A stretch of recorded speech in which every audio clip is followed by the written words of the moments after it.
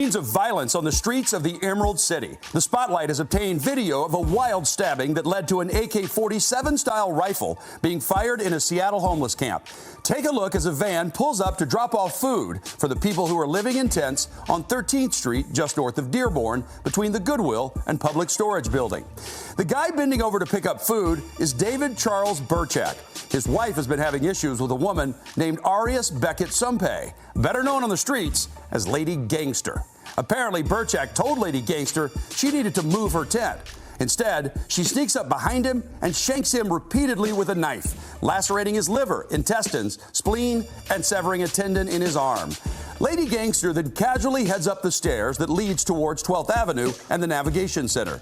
Meanwhile, Burchak runs to his tent and grabs his rifle, managing to squeeze off a round before succumbing to his wounds. At that point, his friend, who is yet to be identified, takes the AK-47 style rifle and peels off a series of shots at Lady Gangster as she scampers up the hill. This is all happening at 10 a.m. on a Monday. Adam, who told us about the ordeal, was asleep in the red tent you see there at the bottom left of your screen. Sir, this morning I woke up and literally 2 feet from my head somebody got stabbed and someone took an AK-47 to the air 4 times.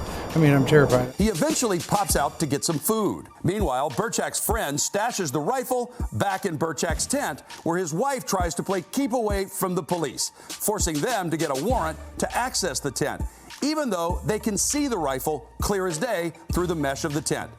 Cops get a judge to issue a warrant for both Burchak and Lady Gangster's tents. Burchak's wife then bites one officer and scratches another, drawing blood. Police eventually seize the AK-47 style rifle and 2 bolt-action guns. Lady Gangster, who stands out because of that huge neck tattoo, is still on the lam. This isn't her first run-in with the law. She was already on a felony no bail warrant for escaping community custody after being convicted of another stabbing in 2019. Now, she's got a $500,000 warrant for her arrest for this assault case that she's charged in. It's just another day on the mean streets of Seattle with shootings, stabbings, and bitings.